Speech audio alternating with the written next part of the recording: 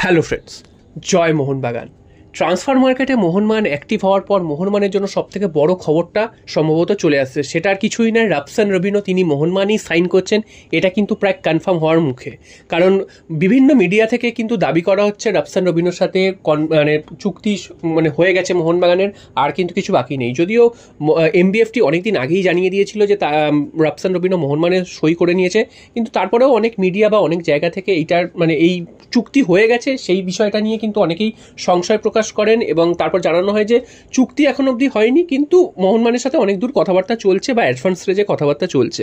তবে আজকের কিন্তু সব জল্পনার অবসান। আজ সকাল থেকে বিভিন্ন মিডিয়াতে দেখা গেছে যে রাফসান রবিনোর সাথে মোহনবাগানের চুক্তি হয়ে গেছে, তেমনটাই কিন্তু দাবি করা হচ্ছে। এবং তার এই চুক্তির ঘোষণাটা কিন্তু সময়ের অপেক্ষা, অর্থাৎ যে কোনো দিন অফিসিয়ালি ঘোষণা হয়ে যেতে পারে। তো রাফসান রবিনো মোহনবাগানে আসাতে, এর আগেও আমি আলোচনা করেছিলাম রাফসান রবিনো মোহনবাগানে আসাতে আমাদের কতটা লাভ হলো, কারণ রাফসান রবিনো এমন একজন প্লেয়ার, এমন স্কিলফুল প্লেয়ার। তার খেলা তো আমরা প্রত্যেকেই দেখেছি। যখন বাংলাদেশের হয়ে তিনি ভারতে এসেছিলেন, বাংলাদেশের ক্লাবের হয়ে ভারতে এসেছিলেন, তখন তো আমরা তার খেলা অনেকবার দেখেছি, এবং তিনি কতটা একটা দলে ইম্প্যাক্ট ফেলতে পারেন সেটা কিন্তু আমরা দেখেছি। তো যথেষ্ট ভালো একজন প্লেয়ার। তিনি মেনলি লেফট উইংয়ে খেলতে পছন্দ করেন, এছাড়াও কিন্তু তিনি মাঝখানেও তিনি অনেক সময় খেলতে পারেন। তো এরকম একজন প্লেয়ারকে মোহনবাগান নিয়ে এসছে। এবার তাকে কি জন্য নিয়ে আসা হয়েছে, আইএসএল এর জন্য না এসিএল এর জন্য, সেটা কিন্তু এখনো বোঝা যাচ্ছে না মোহনবাগানের কি প্ল্যানিংটা রয়েছে। তবে যাই প্ল্যানিং থাকুক না কেন, রাফসান রবিনো মোহনবাগান দলে যে একটা গুরুত্বপূর্ণ ভূমিকা পালন করতে চলেছে সেটা কিন্তু বলাই যায়।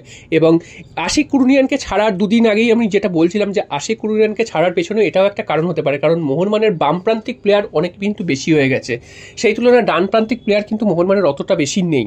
তো সে কারণে আশিক কুরুনিয়ানকে রেখে দিয়ে যদি আবার রাফসান রবিনোকে নিয়ে আসা যায়, তাহলে এতগুলো প্লেয়ার খেলবে কোথায়, তখন এই প্রশ্নটাই আসে। কারণ অলরেডি লিস্টন কোলাসও আছে, এছাড়াও কিন্তু লেফট ব্যাকে রয়েছে শুভাশিস বোস, আর তারপর কিন্তু অভিষেক সিংকেও নেওয়ার একটা চেষ্টা চলছে। তো সব মিলে কিন্তু বামপ্রান্তিক অনেক প্লেয়ার হয়ে যাবে, এবং সে কারণে কিন্তু আশিক কুরুনিয়ানকে ছেড়ে দেওয়া হয়েছে এবং রাফসান রবিনোকে কিন্তু মোহনবাগান নিয়ে আসছে।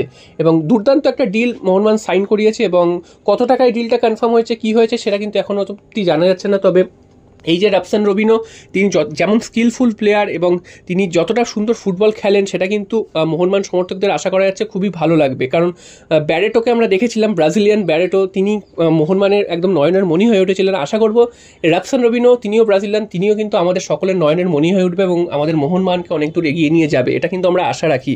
এছাড়াও তার যে স্কিলের কথা বলছিলাম, এই স্কিলটা কিন্তু আমরা সোনিনোডির মধ্যেও দেখেছি। তো সেই রকমই তিনি স্কিলফুল প্লেয়ার, সোনিনোডি যেমন খেলে গেছিলেন আমাদের মোহনবাগানে, তো সেরকমই কিন্তু তিনিও স্কিলফুল প্লেয়ার। তো আশা করব তিনিও কিন্তু বাঁদিক থেকে আক্রমণের ঝড় তুলবে এবং মোহনবাগানের জন্য গুরুত্বপূর্ণ ভূমিকা পালন করবে। তো এটা কিন্তু খুবই ভালো ব্যাপার।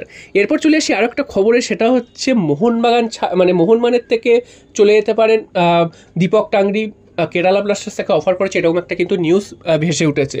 তো এই বিষয়ে কিন্তু এখনও অবধি ভালোভাবে জানা না গেলেও যেটা মনে করা হচ্ছে, কেরালা ব্লাস্টার্সের থেকে অফার থাকতেই পারে দীপক টাংরির কাছে, কারণ চ্যাম্পিয়ন দলের প্লেয়ার, প্রত্যেকটা টিমেরই কিন্তু নজর থাকবে সেই প্লেয়ারদের দিকে, এবং দীপক টাংরিকে অফারও হয়তো করতে পারে। তবে আশা করা যাচ্ছে দীপক টাংরি হয়তো মোহনবাগান ছাড়বেন না, কারণ মোহনবাগানও তাকে ছাড়বে না।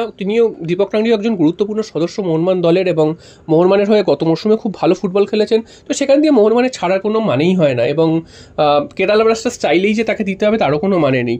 এবং দীপক টাংরিও মোহনবাগানের সাথে দীর্ঘদিন ধরে জড়িত, এবং এর আগেও তিনি জুনিয়র দলের হয়েও তিনি মোহনবাগানের একাডেমিতে খেলতেন।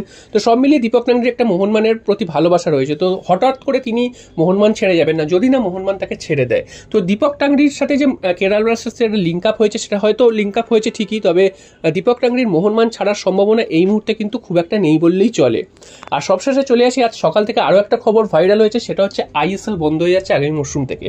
তো এমনটা কিন্তু নিউজ চারিদিকে ছড়িয়ে পড়ে, এবং ফেডারেশন যে ক্যালেন্ডার প্রকাশ করে ফুটবল ক্যালেন্ডার, সেই ফুটবল ক্যালেন্ডারে আইএসএলের কোনো স্থানই নেই, এরকমটা কিন্তু সকালবেলা থেকে দেখা যাচ্ছিল। এবং বিভিন্ন মিডিয়াতে এটাও জানানো হয়েছে যে আইএসএল আর এখানে লাভ পাচ্ছে না, তাই জন্য তারা চুক্তি নবীকরণ করতে চায় না এআইএফএফ এর সাথে, এবং তারা আর পরের বছর থেকে আর আইএসএল করতে চায় না, এবং তাদের চুক্তি শেষ হচ্ছে এফএসডিএল এর সাথে, এআইএফএফ এর চুক্তি শেষ হচ্ছে সামনের 31শে ডিসেম্বর। তো তাই জন্য কিন্তু আইএসএল নিয়ে আর কেউ মাথা ঘামাচ্ছে না, খুব একটা বেশি কেউ করছে না। তো এখন প্রশ্ন হচ্ছে, যদি আইএসএল বন্ধ হয়ে যায়, তাহলে এই ভারতের প্রথম সারির লিগের কি হবে, তাহলে কোনটাকে প্রথম সারির লিগ? কারণ 5 বছর আগে কি আই লিগকে বন্ধ করে দিয়ে হঠাৎ করে সমস্ত কিছু করে দিয়ে দ্বিতীয় সারির টুর্নামেন্ট করে দিয়েছিল, এবং আইএসএলকে ফার্স্ট ডিভিশন লিগ করে দিয়েছিল, এবং সেখানে মোহনবাগান, ইস্টবেঙ্গল, বেঙ্গালুরু এফসি সবাই যোগদান করেছিল। তো এখন করে হঠাৎ যদি আইএসএল বন্ধ হয়ে যায়, তাহলে ভারতীয় ফুটবলের ভবিষ্যৎ কি হবে? তো তোমাদেরকে একটা জিনিস আশ্বস্ত করি, সকালের দিকে ফুটবল ক্যালেন্ডারে আইএসএল এর নাম না দেখা গেলেও সন্ধ্যেবেলা একটা ফুটবল ক্যালেন্ডার প্রকাশ করেছে, সেটা কিন্তু মার্কাস মার্গুলো তিনি ছবিটা পাঠিয়েছেন। তো সেখানে দেখা যাচ্ছে আইএসএলকে স্থান দেওয়া হয়েছে এবং আইএসএল শুরু হওয়ার ডেট দেখা যাচ্ছে 14ই সেপ্টেম্বর থেকে 30শে এপ্রিল। অর্থাৎ আইএসএল যে প্রথমে সকাল থেকে যে ক্যালেন্ডারে ছিল না, সেটা কিন্তু হঠাৎ করে সন্ধ্যেবেলা অ্যাড করা হয়েছে। এবং আইএসএল অন্তত সামনের বছর কী হবে বলা যাচ্ছে না, অন্তত এই বছর আইএসএল হবে এটুকু কিন্তু আশ্বস্ত হওয়া যাচ্ছে। এবং হয়তো সামনের বছর তারপরের বছর আর কি নাও হতে পারে, এবং তখন হয়তো চুক্তি নবীকরণ না হলে সেটা অন্য প্রশ্ন। তবে এই বছর অন্তত আইএসএলটা হচ্ছে এবং এএফএফ এর সামনে হয়তো ভাবার সময় পাবে যে যদি আইএসএল বন্ধ হয়ে যায় তাহলে ভারতীয় ফুটবল কীভাবে এগোবে। তো দেখা যাক, এই মরশুমে আইএসএল তো হবেই এবং আগামী মরশুমে এএফএফ কী সিদ্ধান্ত নেয় এটাই কিন্তু দেখার। জয় মোহনবাগান।